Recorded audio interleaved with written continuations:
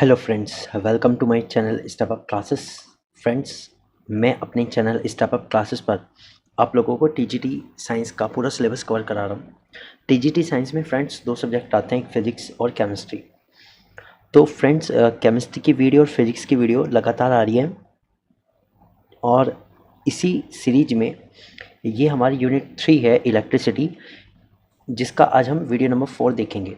आपके लिए और एक जानकारी है कि जो मेरी वीडियोस आती हैं वो इंग्लिश मीडियम और हिंदी मीडियम दोनों के लिए अलग अलग आती हैं, और नोट्स की वीडियो अलग आती हैं, प्रैक्टिस क्वेश्चन की वीडियो अलग आती हैं।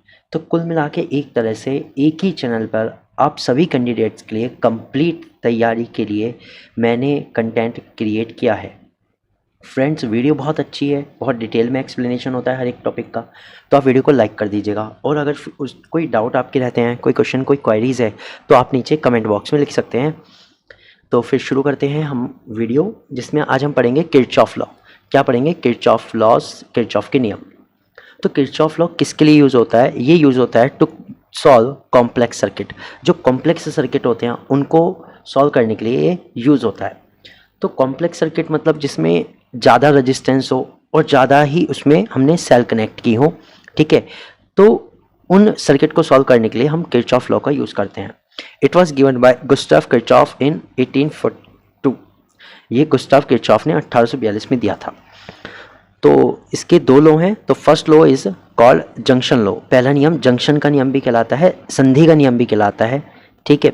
संधि का नियम भी कहलाता है, और संधि के नियम के साथ साथ इसे धारा का नियम भी कहते हैं, दैट इज करंट्स लॉ, ठीक है। लॉ ऑफ करंट भी इसे हम कह सकते हैं।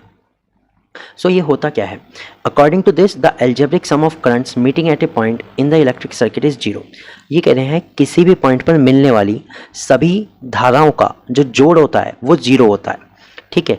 जैसे मान लीजिए एक पॉइंट ओ है और इस पर ना कुछ करंट आके मिल रहा है, कोई इस डायरेक्शन से, कोई इस डायरेक्शन से और कोई दूसरी डायरेक्शन से, ठीक है।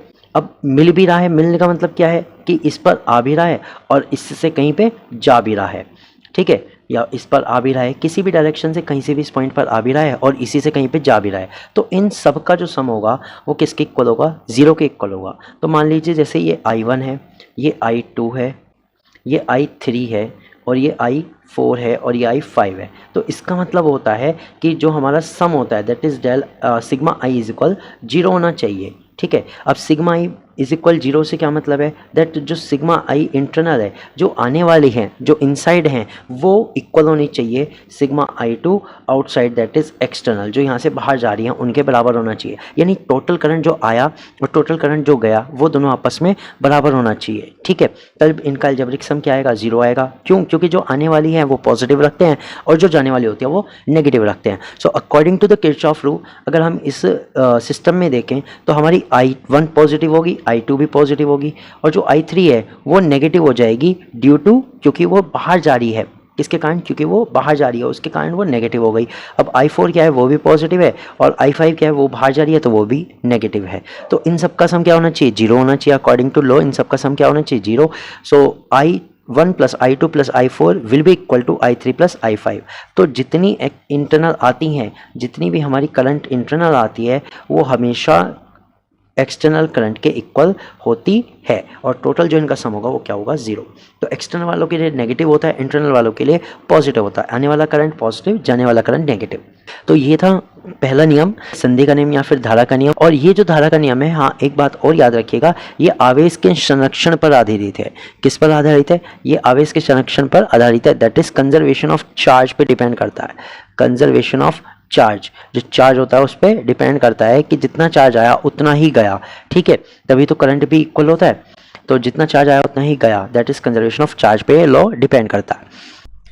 तो फ्रेंड्स, अब आता है सेकंड लॉ। सेकंड लॉ और वोल्टेज रूल। सेकंड लॉ या फिर वोल्टता का नियम भी इसे कहते हैं। क्या कहते हैं इसे? वोल्टता का नियम भी कहते हैं। और वोल्टता के नियम के साथ साथ इसको बंद पाश का नियम भी कहते हैं, या फिर लूप रूल भी हम कहते हैं। बंद पाश का नियम भी हम कहते हैं।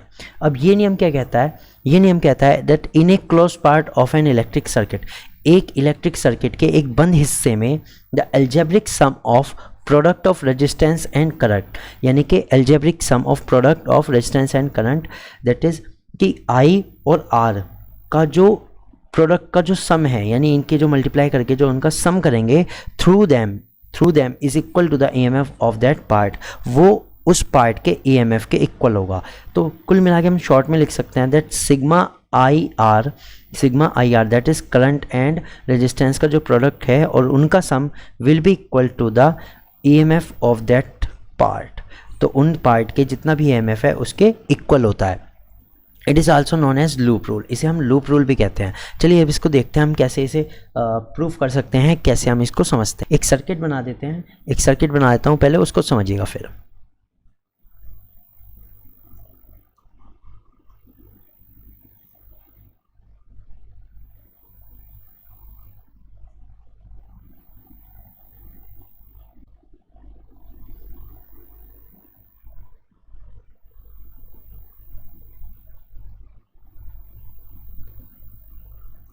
मान लीजिए एक सर्किट है, ठीक है, इसमें ये जो है ये E1 है, इसका EMF, दूसरे वाली सेल का EMF E2 है, ये रेजिस्टेंस R1 है, ये रेजिस्टेंस R2 है, ये रेजिस्टेंस R3 है। अब देखिए जो फ्लो करता है, जो करंट फ्लो करता है वो EMF के अंदर कैसे होता है, नेगेटिव टू पॉजिटिव होता है, नेगेटिव टू पॉजिटिव होता है। अब जब ये नेगेटिव टू पॉजिटिव होता है तो हम इस सर्किट में, इस वाले सर्किट में करंट I1 को कैसे दिखा सकते हैं, ऐसे। अब ये E2 सेल है, अब E2 सेल में भी नेगेटिव टू पॉजिटिव होगा तो करंट की डायरेक्शन ये होगी, ठीक है, इस तरह से होगी। यानी इस वाली लाइन में तो I2 इस तरह से चलेगा, यानी हम कह सकते हैं कि ये कैसे है, ये है राइट टू लेफ़्ट। और ऊपर वाले सर्किट में जो चल रहा है वो भी क्या चल रहा है, राइट टू लेफ़्ट ही चल रहा है, I1। और देखिए नीचे जाके ये दोनों एक हो जाएंगे, दैट विल बी I3, और ये जो रेजिस्टेंस है ये R3 है, ठीक। इसी तरह से ये इस सर्किट में चलेगी। अब इस सर्किट में कॉम्प्लेक्सिटी ये है कि ये दो लूप हैं और वो भी क्लोज्ड हैं, और दोनों में ही क्या लगी हुई है, दोनों में ही वोल्टेज लगी हुई है, बैटरी लगी हुई है, सेल लगी हुई है। तो हम मान लेते हैं कि जो ऊपर वाला है वो एक लूप नंबर 1 है, ये लूप नंबर 1 है, और ये वाला लूप हमारा 2 है। तब क्या होगा, देखिए अब according to the second law of Kirchhoff के दूसरे नियम के अकॉर्डिंग हम जानते हैं दैट सिग्मा आई आर की रेजिस्टेंस एंड करंट का जो प्रोडक्ट है उन सब का sum will be equal to the EMF of that part, उस पार्ट के ईएमएफ के इक्वल होगा, ये हमें पता है। तो यही अब हम करने वाले हैं। सबसे पहले हम लूप 1 में लेंगे, जो लूप 1 के 4 पॉइंट ये हैं, मैं लिख देता हूँ A B C and D, ठीक है। So in loop A B C D A में, ठीक है, in loop A B C D A में हम जानते हैं, देखिए अब I और R1 इनका आपको क्या करना है, इनका आपको प्रोडक्ट निकालना है। तो यहाँ से हम देख सकते हैं कि जो करंट की डायरेक्शन है वो बिल्कुल सही दिशा में है, जैसे E1 में करंट की डायरेक्शन है, जो सेल के थ्रू करंट की डायरेक्शन है वही I1 की डायरेक्शन है। तो हम ये देख लेते हैं दैट I1 इंटू R1, ये तो हो गया। अब हमें क्या करना है, अब हमें इस पूरे सर्किट का पॉजिटिव वो लेना है, अलजेब्रिक सम किसका, I2 और R2 का। अब देखिए एक I2 ये है, R2 ये है, तो अब लेकिन इसकी जो डायरेक्शन है वो अपोजिट है। अगर I इधर जा रहा है तो I2 की डायरेक्शन उसके अपोजिट है, दैट विल बी माइनस। तो ये हो जाएगा I2 R2, और ये किसके इक्वल होगा, ये इक्वल होगा E1 माइनस E2 के, क्योंकि E1 की जो डायरेक्शन है अगर हम सीधी लेते हैं तो E2 की डायरेक्शन अपोजिट है, सेंट्रल वाले टर्मिनल की डायरेक्शन जो है वो अपोजिट है। तो ये एक आता है फॉर लूप ABCD A के लिए, ठीक है, या फिर आप कह सकते हो फॉर लूप फर्स्ट के लिए होती है। ओके, अब हम बात करते हैं लूप 2 की। चलिए इसे बना देते हैं E और ये बना देते हैं F। तो अब ये पॉइंट हो गए loop 2, that is in loop BCFE में, ठीक है, FEB में, ठीक है, BCFEB में। तब क्या होगा, अब देखिए इसमें एक करंट जो है वो है I2, रेजिस्टेंस है R2, तो ये हो जाएगा I2 इंटू R2, ठीक है, और ये प्लस हो जाएगा किसके, I3 R3 के। अब क्योंकि इसकी डायरेक्शन बिल्कुल सही है, इसमें कोई अपोजिंग नहीं है भाई, करंट इधर से जा रहा है, इधर गया और इस तरह से इसमें से पार हो गया R3 में से, तो बिल्कुल सही तरीके से इसमें लूप में जो करंट है वो फ्लो हो रहा है इस तरह से, ठीक। तो यहाँ पर क्या होगा, अब E2 क्या है, केवल E2 एक ही सेल है, तो लूप सेकेंड का जो आएगा वो सिर्फ E2 के इक्वल होएगा। So this is the law. तो इसमें क्या करते हैं हम, लूप के अकॉर्डिंग निकालते हैं, एक एक जो लूप में आई और आर का जो प्रोडक्ट का सम है वो उसके ईएमएफ के इक्वल होता है, जितना भी उस लूप में ईएमएफ होता है। ठीक है फ्रेंड्स, तो ये आ जाता है। अब इसको आप ध्यान रखिएगा। और एक और, ये ऊर्जा के संरक्षण पर आधारित है, दैट इज़ ऊर्जा का संरक्षण पर आधारित है ये नियम। और हम इसे कह सकते हैं कंजर्वेशन ऑफ एनर्जी पर ये लॉ डिपेंड है, कंजर्वेशन ऑफ एनर्जी पर ये लॉ डिपेंड करता है। ये चीज़ें आपके एग्जाम पॉइंट ऑफ व्यू से बहुत इंपॉर्टेंट है, तो आप इनको याद रखिएगा। चलिए अब एक सिस्टम आता है व्हीटस्टोन ब्रिज, बहुत इंपॉर्टेंट है आपके एग्जाम में, इससे रिलेटेड चीज़ें पूछी जाती हैं। व्हीटस्टोन ब्रिज क्या होता है? It's an arrangement of 4 registers and use to measure one of them in terms of other 3। ये कहते हैं एक सिस्टम है 4 रजिस्टर्स का, जिसमें हम 3 का अगर पता हो तो किसी चौथे का निकाल सकते हैं। हमें 3 का पता होना चाहिए, तो जो एक बच जाता है, चौथा जो बच जाता है उसका हम निकाल सकते हैं। और जिसका फाइनल टर्म्स आता है वो आता है P/Q is equal R/S। P/Q is equal R/S, ये हमारा इसका फॉर्मूला आता है। ठीक है, जिसमें P, Q, R और S 4 रजिस्टर्स हैं, तो इसमें से किसी भी 3 का पता होने पे आप एक का निकाल सकते हैं, जो भी बचेगा उसका आप निकाल सकते हैं। तो अब हम इसको कैसे सॉल्व करेंगे, इसको हम देखते हैं। व्हीटस्टोन ब्रिज को हम पहले बना लेते हैं।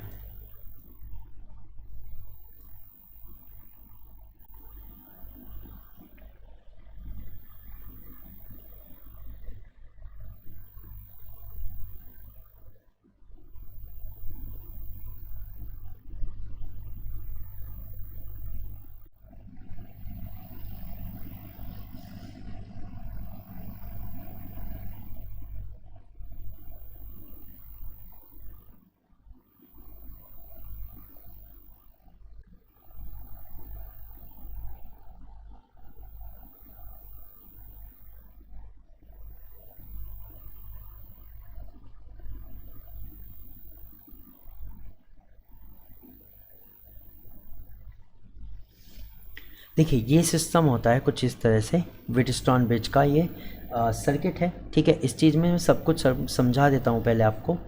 ठीक है, मान लीजिए एक सर्किट है जिसमें 4 रजिस्टर्स हैं, जिनको हम मान लेते हैं ये P, ये Q, ये वाला R और ये S है।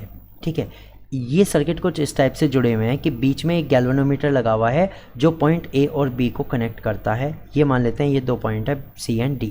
ठीक है, तो अब ये वोल्ट है, ये जो सेल लगी हुई है इसका वोल्ट V है, इसका EMF कितना है V है।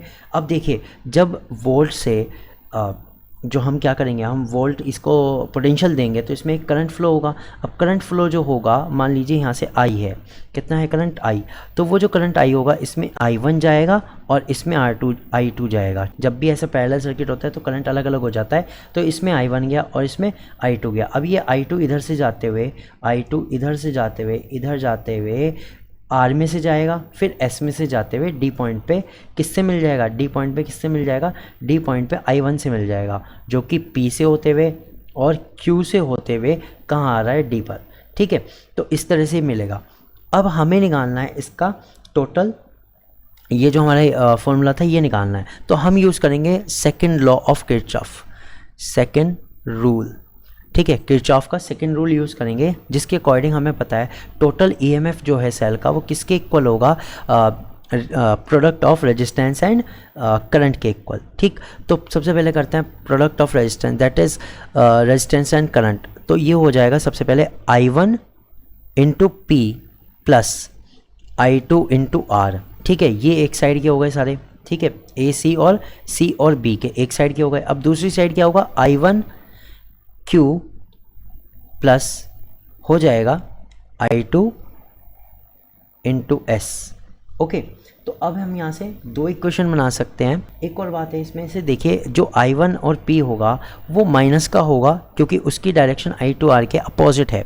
ठीक, तो ये क्या हुआ, माइनस का हुआ, दूसरे वाला प्लस का हुआ। इसी तरह से I1 Q माइनस का होगा और I2 S प्लस का होगा। अब अगर मैं इन दोनों को अलग अलग इक्वेशन के तौर पे लिखूं तो मैं ये लिख सकता हूँ I1 P is equal I2R, that is minus और माइनस। ठीक है, ये इधर जाके माइनस का हो गया। इसी तरह से मैं एक और लिख सकता हूँ I1Q minus I1Q is equal minus I2S। तो अब यहाँ से देखिए हम क्या लिख सकते हैं, यहाँ से माइनस से माइनस कैंसिल हो जाएगा।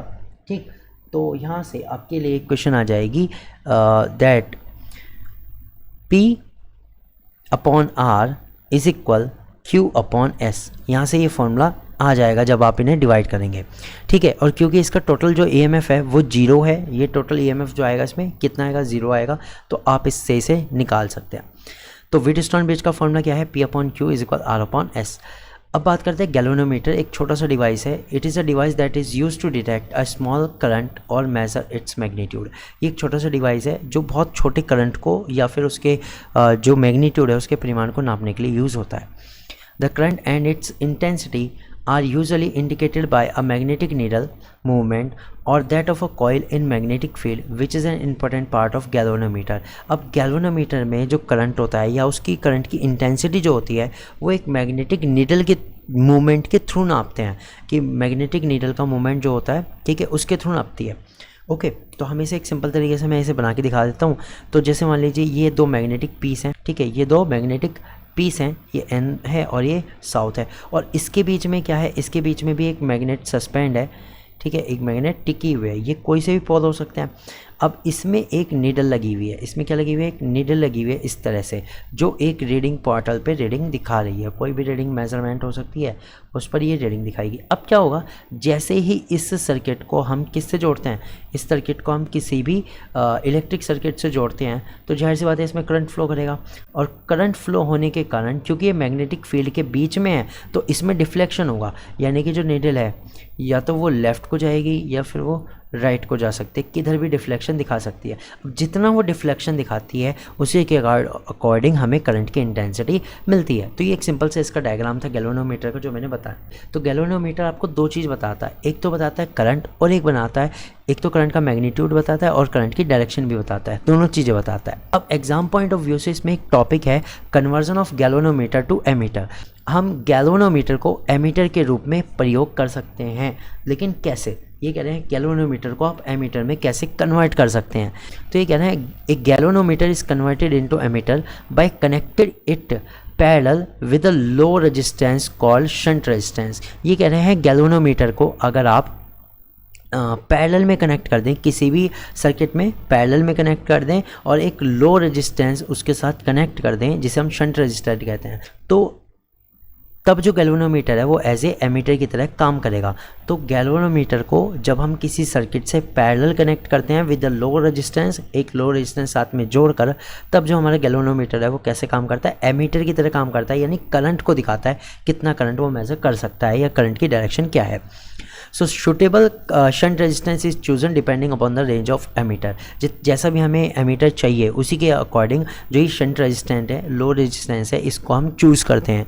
जैसा हमें एमीटर चाहिए, जितनी भी रेंज का चाहिए उसके अकॉर्डिंग चूज़ करते हैं।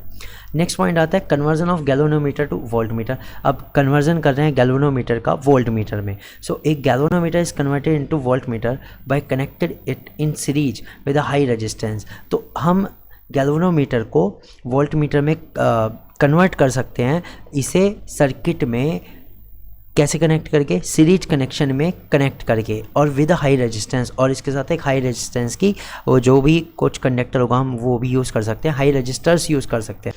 A suitable high resistance is chosen depending upon the range of volt meter. और हम वोल्ट मीटर की रेंज के ऊपर ही हाई रेजिस्टेंस का जो भी कंडक्टर हम यूज़ करते हैं, रजिस्टर्स यूज़ करते हैं, वो चूज़ करते हैं। जैसा हमें चाहिए वैसा ही हम यूज़ करते हैं, जितनी मेजरमेंट का चाहिए वैसे ही हम यूज़ करते हैं, ठीक है। तो अब देखिए शॉर्ट में बताता हूँ गैल्वेनोमीटर को एमीटर में कैसे चेंज करना है। पैरेलल कनेक्ट करेंगे और लो रेजिस्टेंस के साथ कनेक्ट करेंगे, पैरेलल और लो रेजिस्टेंस के साथ जब हम गैल्वेनोमीटर को कनेक्ट करेंगे तो वो एमीटर के जैसे वर्क करेगा। और वोल्ट मीटर में कैसे कनेक्ट करेंगे, वोल्ट मीटर में हम कनेक्ट करेंगे सीरीज में और साथ में इसमें जो रेजिस्टेंस देंगे वो देंगे हाई रेजिस्टेंस। तब जो हमारा गैल्वेनोमीटर है जब सीरीज में कनेक्ट करके हाई रेजिस्टेंस के साथ कनेक्ट करेंगे तब ये वोल्ट मीटर की तरह काम करेगा, सिंपल वर्ड में। अब देखिए ये जो हमारी अभी तक चीज़ें आई थी वो हमारी फिज़िक्स से रिलेटेड थी। अभी थोड़ा सा ना फिज़िक्स में इलेक्ट्रिसिटी को केमिस्ट्री से भी कनेक्ट कर दिया है, केमिकल से भी कनेक्ट कर दिया है। वैसे जो टॉपिक है वो इलेक्ट्रोकेमिस्ट्री का है, हमने उसमें भी ये क्लियर किया है, लेकिन आज फिर से मैं आपको अलग से बता देता हूँ क्योंकि फिजिक्स में आया तो फिजिक्स में भी जानना जरूरी है। ये है फेराडेज लॉ ऑफ इलेक्ट्रोलाइसिस। सबसे पहले अगर आपको इलेक्ट्रोलाइसिस नहीं पता है तो मैं इलेक्ट्रोलाइसिस बता देता हूँ कि इलेक्ट्रोलाइसिस एक प्रोसेस है जिसमें हम किसी भी इलेक्ट्रोलाइट को इलेक्ट्रिसिटी के थ्रू सेपरेट करते हैं, या फिर हम कहते हैं उसका क्या करते हैं, इलेक्ट्रोलाइसिस करते हैं, उसे डिकम्पोज करते हैं, तोड़ते हैं। ये इलेक्ट्रोलाइसिस का प्रोसेस होता है। So electrolysis, what is electrolysis? A process by which a electrolyte is be decomposed by using the electricity, in simple word. तो फैराडे के भी दो लॉ हैं, Faraday's first law and the second law. तो Faraday का first law क्या कहता है? अब देखिए ये जो सिस्टम है ये एक इलेक्ट्रोलाइटिक सेल भी कह सकते हैं आप इसे, इलेक्ट्रोलाइटिक सेल भी कह सकते हैं. तो इस इलेक्ट्रोलाइटिक सेल में ये जो लिक्विड भरा हुआ है ये इलेक्ट्रोलाइट होता है, दैट इज़ ऑफ एसिड या फिर बेस का या फिर किसी सॉल्ट का एक्वस सॉल्यूशन होता है. कैसा सॉल्यूशन होता है? एक्वस सॉल्यूशन होता है. अब इसमें दो इलेक्ट्रोड लगी होती है, एक एनोड और एक कैथोड, जो कि बैटरी से जुड़ी होती है और साथ में एक की लगाते हैं ताकि हम करंट को जारी कर सकें और रोक सकें. ठीक है. तो फैराडे फर्स्ट लॉ क्या कहता है? When an electric circuit is passed through an electrolyte, जब एक इलेक्ट्रिक करंट एक इलेक्ट्रोलाइट के अंदर फ्लो होता है, ठीक है, the amount of substance deposited is directly proportional to the quantity of electric charge. जो सब्सटेंस की अमाउंट इकट्ठा होती है, जो सब्सटेंस, मैंने कहा ना जो सब्सटेंस होगा वो टूट जाएगा, तो जो सब्सटेंस की अमाउंट डिपॉजिट होती है वो डायरेक्टली प्रोपोर्शनल होती है क्वांटिटी ऑफ इलेक्ट्रिक चार्ज के. यानी जितना ज़्यादा चार्ज होगा उतना ज़्यादा सब्सटेंस की अमाउंट डिपॉजिट होगी इलेक्ट्रोलाइट में से. So if the mass is if W is the mass of the substance deposited, अगर हम ये मान के चलें कि जो W है वो मास है सब्सटेंस का जो डिपॉजिट हो गया इलेक्ट्रोड के ऊपर by passing the Q coulomb of charge, Q coulomb का चार्ज को पास करने में, then according to Faraday's law W will be directly proportional to Q. जो मास है वो डायरेक्टली प्रोपोर्शनल किसके होगा? चार्ज के. So a coulomb is a quantity of charge when 1 ampere of current passing for 1 second. हम जानते हैं कि जो कूलम होता है, एक कूलम का चार्ज, वो 1 एम्पियर का करंट जब 1 सेकेंड के लिए फ्लो होता है तो उसके इक्वल होता है. Then Q will be equal to I into T. तब हम W को डायरेक्टली प्रोपोर्शनल रख सकते हैं, W will be directly proportional I multiply by T. ठीक है. And then W will be equal to ZIT. तो ये किसके इक्वल हो जाएगा? ZIT. अब यहाँ एक Z जो चीज़ आई है वो क्या है? Z is a constant and known as electrochemical equivalent and is a characteristics of substance deposited. तो देखिए जो Z आया है वो एक नियतांक है और इसे हम इलेक्ट्रोकेमिकल इक्विवेलेंट कहते हैं, इलेक्ट्रोकेमिकल इक्विवेलेंट कहते हैं. और ये एक सब्सटेंस जो डिपॉजिट होता है उसकी पर्टिकुलर कैरेक्टरिस्टिक होती है. ठीक है. तो यानी कि Z कांस्टेंट तो होता है, लेकिन हम ये कह सकते हैं ये मटेरियल पे डिपेंड करता है जो इकट्ठा हुआ है. Okay. When Q is equal 1, जब चार्ज 1 कूलम का हो, देन हमें पता है W विल बी Z. सो हम इसे ऐसे भी लिख सकते हैं that electrochemical equivalent defined as the amount of substance deposited by passing 1 coulomb of charge. एक कूलम चार्ज को फ्लो कराने पे, एक कूलम चार्ज को पास कराने पे जो अमाउंट होती है सब्सटेंस की डिपॉजिट होती है इलेक्ट्रोड के ऊपर, वही इलेक्ट्रोकेमिकल इक्विवेलेंट होती है. तो अगर 1 कूलम का चार्ज है तो इलेक्ट्रोकेमिकल इक्विवेलेंट उस मास के बराबर हो गया जितना डिपॉजिट हुआ है. लेकिन अगर 1 कूलम का चार्ज नहीं है तो जो इससे भी कम ज़्यादा है वो उसके अकॉर्डिंग आ जाएगा. तो आई होप कि यहाँ तक तो क्लियर हो गया होगा.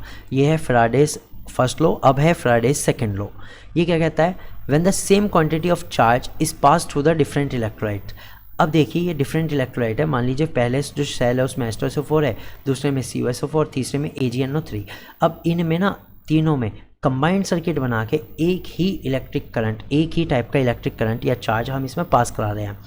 So when same quantity of charge pass through the different electrolytes, then the mass of the different substance deposited at the respective electrode will be in the ratio of their equivalent mass. ये कह रहे हैं तब जो मास deposit होता है electrode के ऊपर वो उनके इक्विवेलेंट मास के क्या होता है?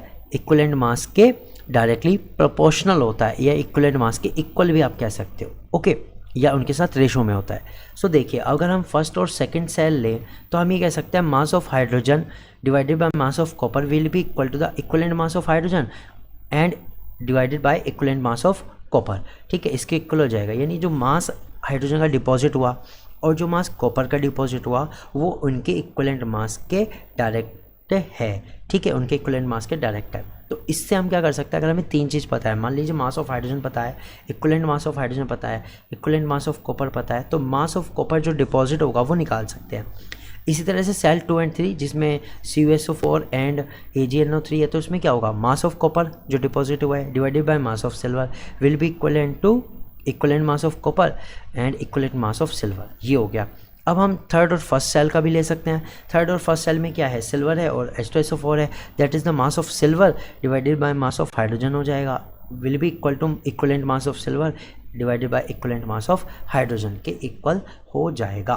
तो ये है फेराडेज सेकंड लॉ। यहाँ तक पता लग गया। अब देखिए, by the experiment it was observe that 96,500 कुलाम, इतने कुलाम का charge will deposit 1 gram equivalent mass of substance, किसी भी सबस्टेंस का 1 ग्राम इक्विवेलेंट मास डिपॉजिट कर देगा। तो देखिए 96,500 कुलाम का चार्ज किसी भी सबस्टेंस का 1 ग्राम इक्विवेलेंट मास जो है वो डिपॉजिट कर देगा। अब देखिए इक्विवेलेंट मास मैं बता दूं आपको किस पे डिपेंड करता है, molecular mass divided by it's valency, ठीक है, उस पर डिपेंड करता है।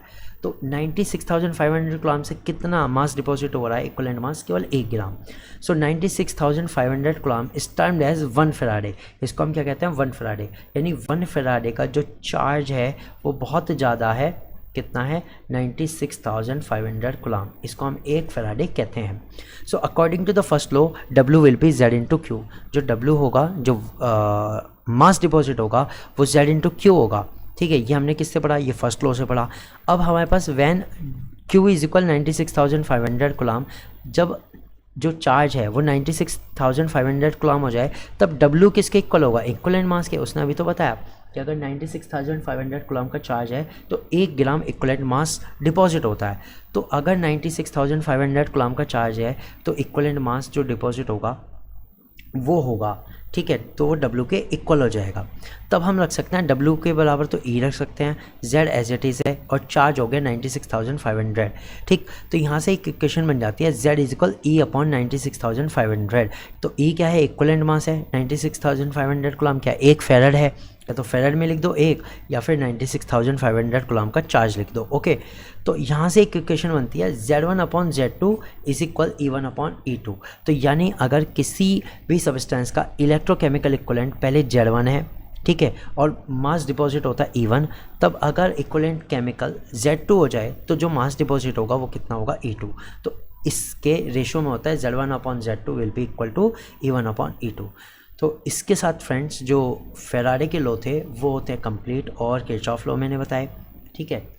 अगली वीडियो नंबर 5 है जिसमें हम चैप्टर की एंडिंग करने वाले हैं, ठीक है। तो फ्रेंड्स बने रहिए हमारे चैनल के साथ, वीडियो देखते रहिए। वीडियो अच्छी लगा हो तो लाइक ज़रूर कर दीजिएगा, ठीक है। और अगर कोई डाउट हो, कोई क्वेश्चन हो, कोई क्वायरीज हो तो आप नीचे कमेंट बॉक्स में लिख सकते हैं। और मैं मिलूँगा आपसे अगली वीडियो में, तब तक के लिए गुड बाय।